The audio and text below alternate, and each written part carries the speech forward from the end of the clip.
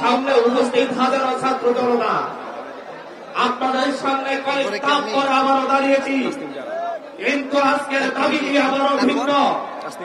সেই 8 মাস 9 মাস পরে আমরা আজকে এখানে দাঁড়াতে হচ্ছে আওয়ামী লীগ নিষিদ্ধের প্রশ্নে। এটা মনে হচ্ছে আমার কাছে এটা এই জাতির সাথে তামাশা ছাড়া আর কিছুই নয়।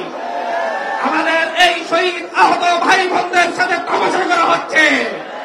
যে আওয়ামী লীগকে এই দেশের ছাত্র জনতা ঐক্যবদ্ধভাবে 5ই আগস্ট তাড়িয়ে দিয়েছে, তাদের নিষিদ্ধের জন্য আবার কেন রাজপথে দাঁড়াতে হবে? যে আওয়ামী লীগকে তাড়ানোর জন্য শহীদ আবু সাঈদ ওয়াসিম মুক্তর মতো হাজারো জন জীবন দিয়েছে, কেন সেই আওয়ামী লীগ নিষিদ্ধের জন্য আবার রাজপথে দাঁড়াতে হবে?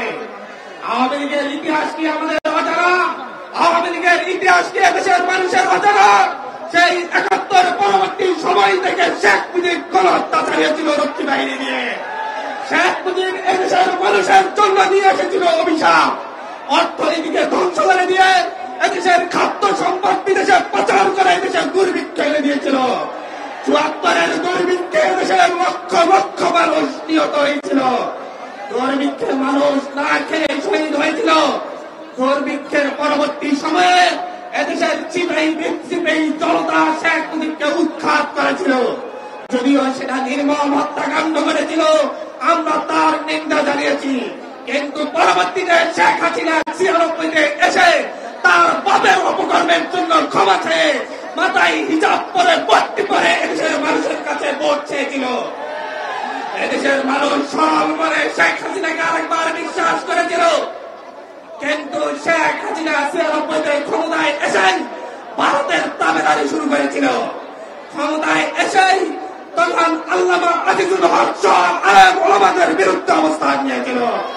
এদেশের দেশপ্রেমীদের বিরুদ্ধে অবস্থান নিয়েছিল।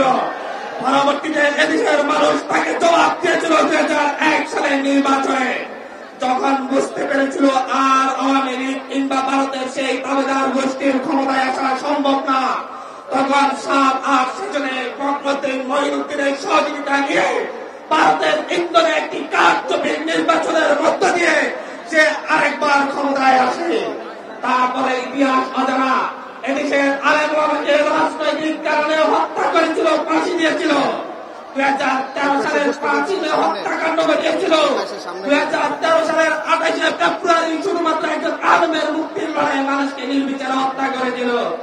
এদেশের মানুষকে গুম করেছিল। ইলিয়াস আলীর মতো নেতাকে গুম করেছে। এদেশের মানুষকে গুম করে হত্যা করে নির্যাতন করে 14/24 নির্বাচন করেছে। তার পরবর্তীতে এই মধ্য সময়ে এদেশের হাজারো ছাত্র জনতা নিহত হয়েছে শেখ হাসিনার অত্যাচারে। ঘর থেকে তুলে নিয়ে গুম করে ফেলা হয়েছিল। সকালে তুলে নিয়ে যাওয়া হয়েছে, পরের দিন পরে লাশ পাওয়া গিয়েছিল। এই আওয়ামী লীগকে আপনারা রাজনৈতিক দল হিসেবে কিভাবে বিবেচনা করেন? আপনাদের কাছে আমার প্রশ্ন। একটি রাজনৈতিক দল হওয়ার মতো আওয়ামী লীগের কোন বৈশিষ্ট্য কি আছে? একটি রাজনৈতিক দল হওয়ার মতো কোন বৈশিষ্ট্য আওয়ামী লীগের আছে? তাহলে সেই সন্ত্রাসী সংগঠনকে অবশ্যই নিষিদ্ধ করতে হবে। সেই সন্ত্রাসী সংগঠনকে অবশ্যই নিষিদ্ধ করতে হবে। মাননীয় প্রধান উপদেষ্টা, আপনি বলছেন আওয়ামী লীগ তার কার্যক্রম পরিচালনা করবে কিনা সেই সিদ্ধান্ত নাকি আওয়ামী লীগ নেবে। আপনাকে বলে দিতে চাই, আপনাকে সাবধান করে বলতে চাই, আওয়ামী লীগ বাংলাদেশে রাজনীতি করবে কিনা সেই সিদ্ধান্ত আপনি ওরা কোন রাজনৈতিক দলে নেবে না। সেই সিদ্ধান্ত নেবে শহীদ পরিবার, সেই সিদ্ধান্ত নেবে আহত পরিবার। আপনাকে আহ্বান করছি, প্রতি শহীদ পরিবারের কাছে যান, একে একে প্রতিটি শহীদ পরিবারকে জিজ্ঞাসা করুন তারা আওয়ামী লীগকে চায় কিনা। যদি শহীদ পরিবার চাই আওয়ামী লীগ থাকবে, না চাইলে আওয়ামী লীগকে নিষিদ্ধ করতে হবে, করতে হবে, করতে হবে। হসপিটালের বেড়ে আহতদের কাছে যান, তাদেরকে জিজ্ঞাসা করেন আওয়ামী লীগ নিষিদ্ধ হবে কিনা। তারাই উত্তর দিবে আওয়ামী লীগকে নিষিদ্ধ করতে হবে, করতে হবে, করতেই হবে। আওয়ামী লীগ নিষিদ্ধের ক্ষেত্রগুলো আপোষ নয়, আওয়ামী লীগ নিষিদ্ধের ক্ষেত্রগুলো আপোষ নয়।